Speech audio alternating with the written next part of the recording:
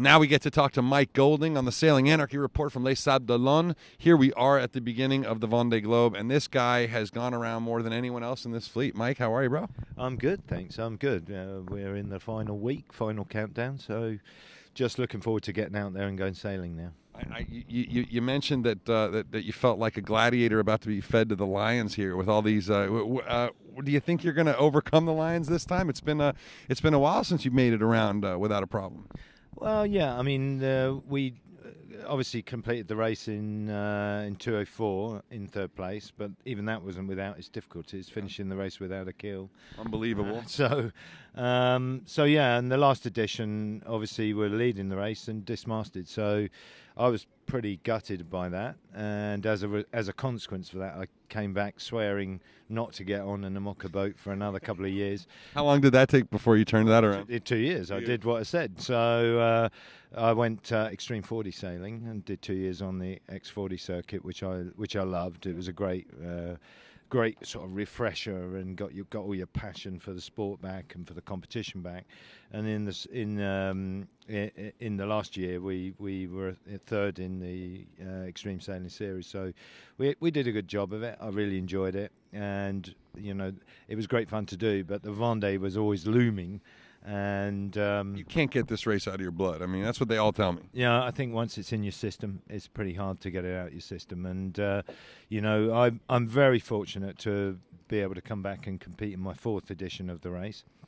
I've had 2 round alones, 4 Vendee Globes, 2 challenge races, and a solo non-stop around the world. So I've had a fair few turns around the planet. So I feel very, very lucky, very fortunate, and it's with the support of Gamesa, who've been great, and everything kind of came together at the right time.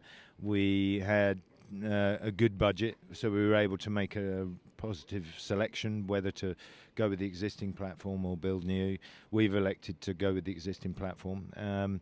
This is a fast boat. It always has been a fast boat. This is the old Ecover 3, but you've changed a lot, obviously. I mean, the first thing I noticed, you've got solar panels under our feet. Yeah. Obviously, working for a wind power company, yeah. I imagine you've got to be a little bit more eco-friendly than before, yeah? Well, I mean, to be honest, your average Amoca 60, in fairness, is not an unenvironmentally friendly bit of kit. The amount of fuel we take to do a 3-month race is negligible. 100 litres, 150 litres now? Exactly. Yeah. It's really small anyway, even if you didn't have any other stuff. Yeah. But our objective is to have a start weight as light as possible, and that means using more and more systems. But the other benefit of the systems, it means you're not totally reliant on a generator or an alternator to provide that power. And if the engine breaks, I've got hydro generators, I've got solar power, I've got wind power. I'm doing in a microcosm of what we all need to do on a much larger scale, which is to have a little bit of the energy mix everywhere spread about. And for me, it's a performance choice. It's not an environmental choice. Well, and that's how to make them stick, yeah. Right? Is make it about performance, and it sticks. If it's just about marketing and feeling good about yourself, it doesn't stick, because then you lose. Exactly. And for me, it's a performance choice, and what we have is not only a lighter start weight by carrying less fuel at the beginning, but we also have redundancy, and that redundancy is perhaps almost the key element in a 3-month non-stop without assistance race. Yeah, yeah. What about, I mean, we look around the fleet and we see that sponsors, that energy sponsors are becoming more and more prominent. Obviously, there's a nice fit with sailing. But, I think the cynics out there sort of say, well, this isn't going to last. It's not really, long term. You're still using some of the most ridiculous petrochemicals you can to make these things. Is it a trend that you think we'll see more and more of? Or is it, the world's a little a little clean energy happy right now, but, when there's less wars and when the prices go down, it won't be as big a deal? I think you have to look at sailing, even if you stand back, even if you know nothing about it, it is a fundamentally clean sport. I understand what you're saying about the petrochemicals that go into constructing the boat, but I mean, you could argue and say, well, at least all this carbon is locked up; it's not going anywhere. But I mean, the reality of it is, yes, it is. The boats are made out of carbon fibre. But the sport itself is fundamentally clean. It's honest sport. It has old-fashioned values, and it's universal from, whether you're in America or whether you're in the UK, in Europe. There is something very clean and very open about sailing as a sport, and just the fact that as we sit here now, we have thousands of people walking down the dock here, touching the boat, spotting the skippers. This kind of openness could exist in no other sport other than sailing. So going back to your original question about the energy companies, I think it's a great fit. It is a great fit. It's a natural fit, and I think this is just the beginning, rather than that's great news. Rather than something that's going to be a flash in the pan. It's great news, and as a cynic myself, but it's easy to be cynical, but like, we're all out there, and we want the environment to be better. We want it to be cleaner. We don't just want the money to make the sport grow or get our sponsor, but we would like to see this water get cleaner and the air get cleaner. So it does fit. I hate being cynical, but I want people like you to keep telling me it's good and it keeps growing, and we're at the beginning of it rather than let's be straight. The reason these companies are doing it is a straightforward commercial exposure. Sure. I mean, that there's no question about it. It's just like we talked about earlier about energy. We're doing it for performance reasons, but there are environmental pluses.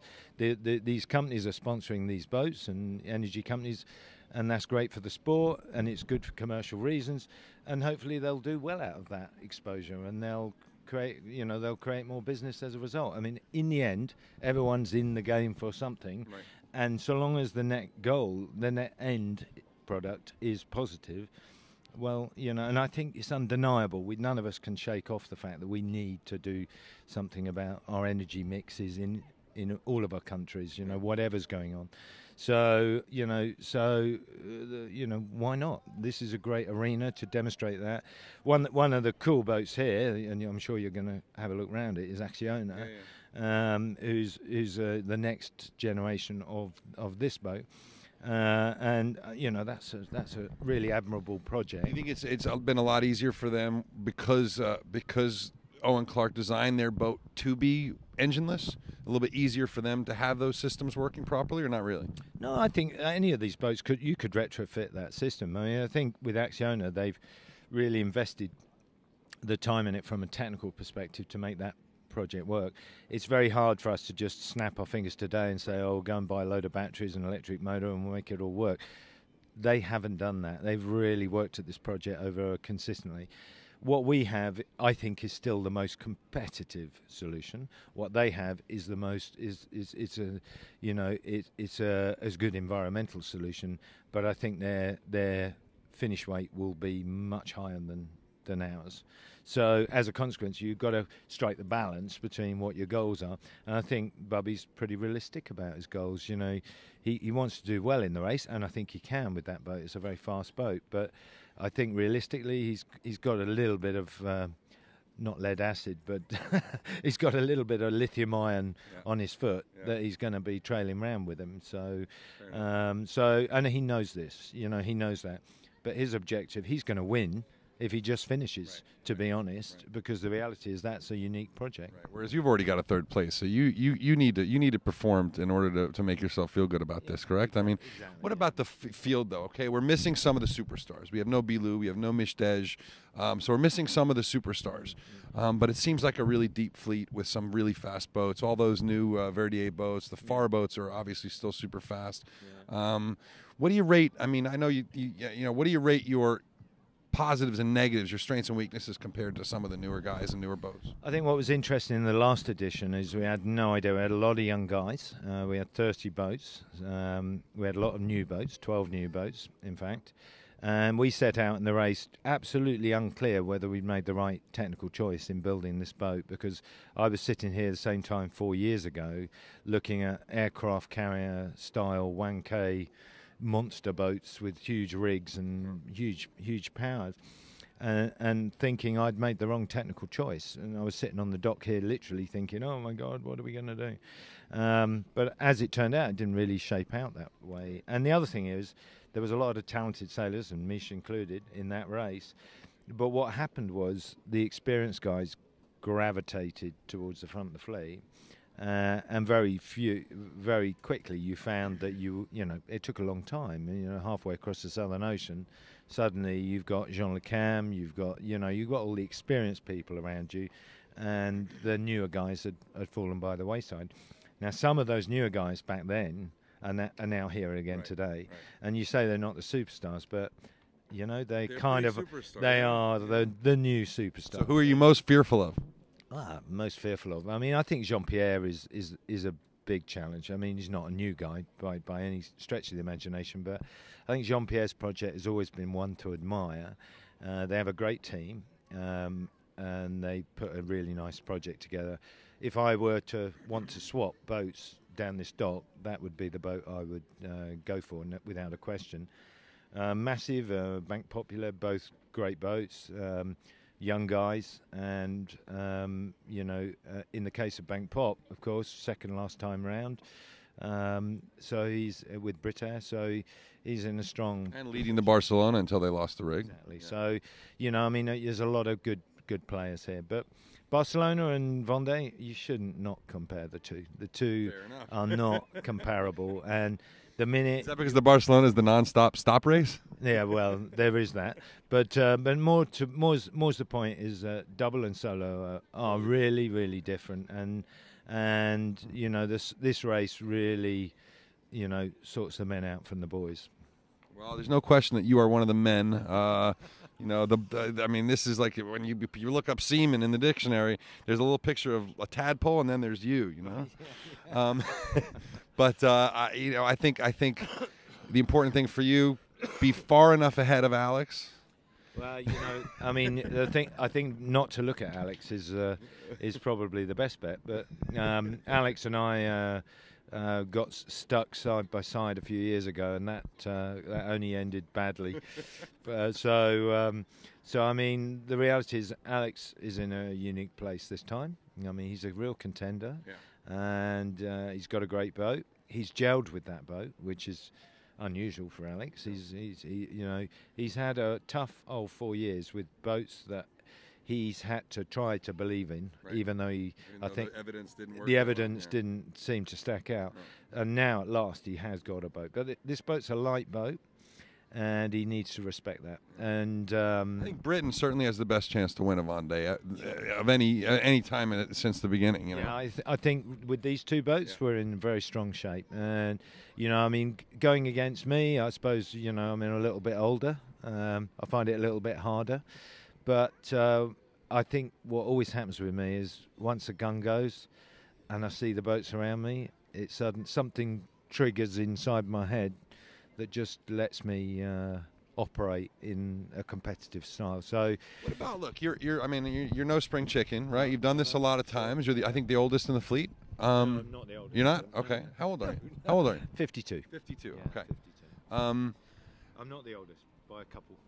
Fair enough. I apologize. I don't mean to. You can beat me up later, and you can. I mean, you're fit as hell. But the question is this: we get older. It takes longer to recover. We get more sore. Is there any way that you approach things a little differently because you're not 40 anymore? And do you have more painkillers on board? Do you have a recovery regime? Do you have? That's really weird. Well, the strange thing was when I did the race in 2000, I survived on painkillers, ibuprofen, and got it with my best friends, and and then I did the race in 2004, and I survived on painkillers. 2008, no, nothing. I think, and then now did your nerves all die? When I don't, maybe nothing at all. Just didn't get into that bad a shape. Yeah, I don't know. Well, I had back problems when I was a bit younger, and now I'm sort of hyper aware of that. So as a consequence, very unusually for me, I've spent some time in the gym, which is not my natural habitat. But this year I've realised it helps, and I think train hard, fight easy. It's a good adage for the Vendee. Fair enough. Train hard, fight easy. Look, man, have the best time and great luck. Check out Gamesa. We're big supporters of wind power, obviously, and Go Britannia. Thank you very much indeed. Thank you.